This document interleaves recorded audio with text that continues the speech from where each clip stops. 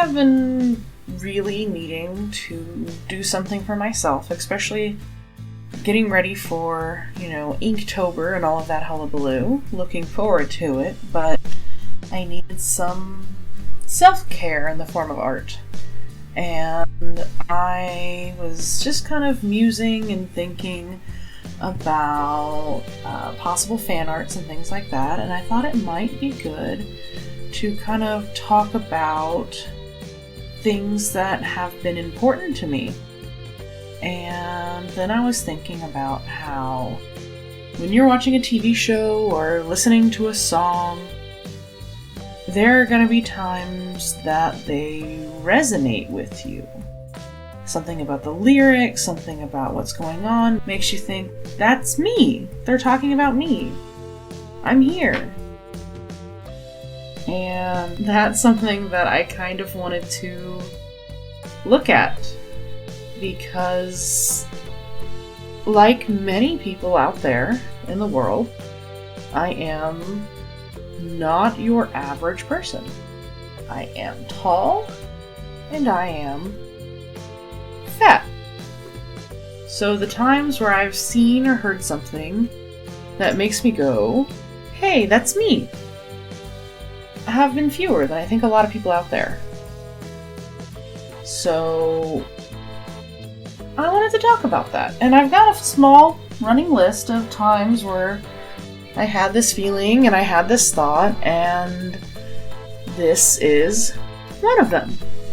But yeah, there's been some times in my life where I have, and I don't know, it just felt right to share them. One of them being Steven Universe.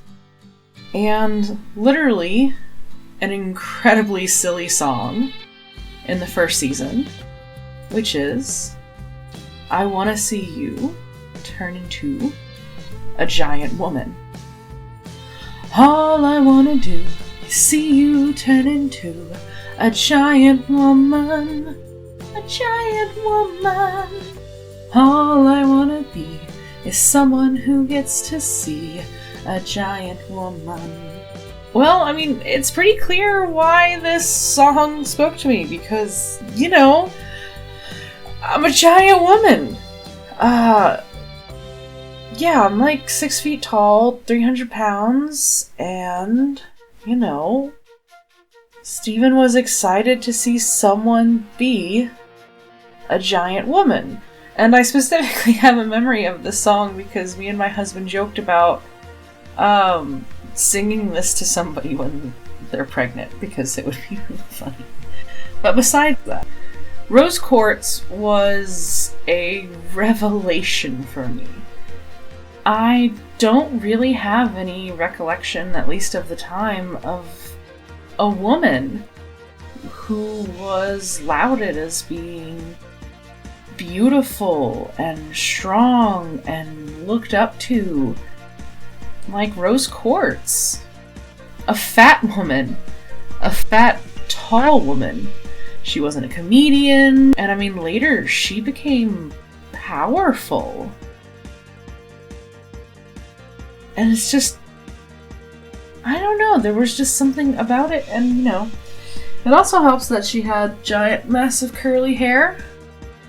Because, I have giant, massive curly hair. And I felt seen. It was like, that's me. Or I could be that if I really wanted to. And I desperately wanted to cosplay her. And to this day, I still kind of do. I just never figure out how to do the hair. Because I've always felt like if you're going to do it, you're going to do it right. I have considered doing Greg Rose, fusion art. Or fusion cosplay, because, brown curly hair and, pink highlights would look pretty cool. And I know this song is about a fusion. It's about Opal. But it's just, he wanted to see them turn into a giant woman. I don't know if I can really express the feelings I felt with this, because I think there's a lot of people out there who just may not understand. I don't know. Let's talk about the art. So, it's fan art. It's not amazing. I am not the best with people, especially smaller drawn people.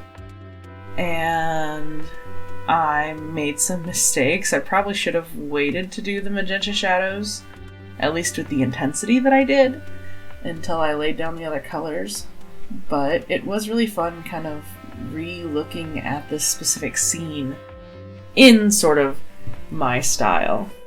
I wanted to, make it clear it was Steven and Pearl and Amethyst, but yeah, it was nice. I tried to go through my general method of pencil, then ink, then shading, but again, like I said, I think I went in too much and didn't really figure out the lighting, but I did it.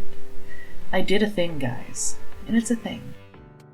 Steven Universe is amazing. Not only did it make people who did not fit a certain box feel validated, feel like they're allowed to exist. It talks about fusion, which is probably, and spoiler alert for people who haven't watched it yet, the best non-lewd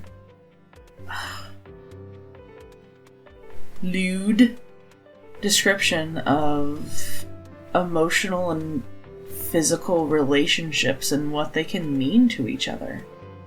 I mean, fusion is more than just sex, but it's also represents so much of what that is and what those relationships are.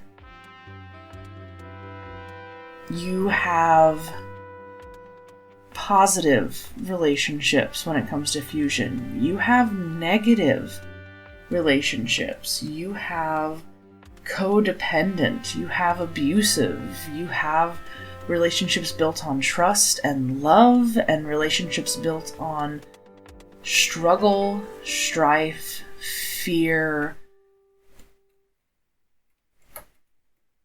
lies. And you see how all of those affect characters. And it's not just episodically. It's not one and done and it never gets approached again. They last. The feelings, the frustrations, they last and they follow people and affect people. And the fact that they were able to show these type of relationships in a children's cartoon, especially in a non-sexual way, has opened up so much openness about consent and love and physicality for generations of kids who, in the past, we've never had a way to talk about that. There's never been as easy of a way of saying, hey, this relationship that people are going through, it's very similar to Jasper and Lapis. It's not a positive relationship. People can see that. People can see what it does to the characters.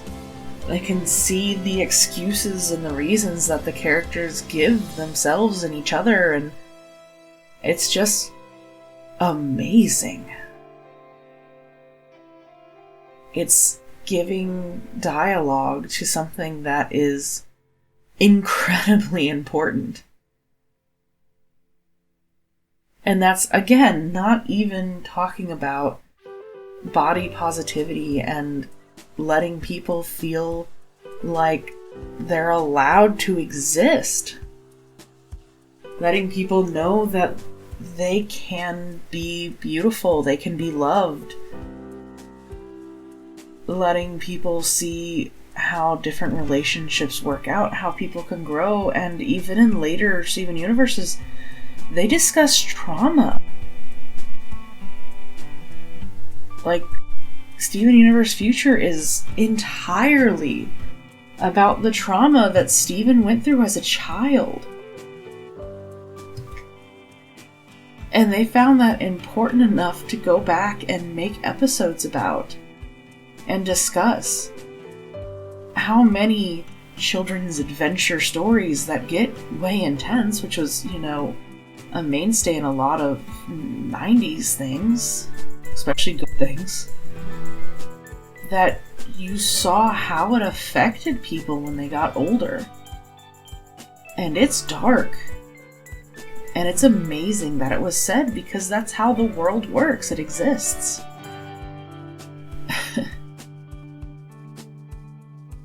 And I went on another tirade. I have feelings about many things. Anyway, I have been stressed out lately. I'm back at work. I'm in the classroom with my students once again.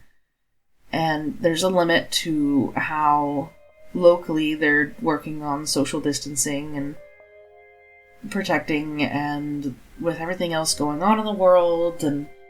But it was just so nice to sit down and make a piece of art for myself and what I wanted to make at the time. And again, it's not an amazing piece of art, but I enjoyed doing it, and I enjoyed talking to you guys today.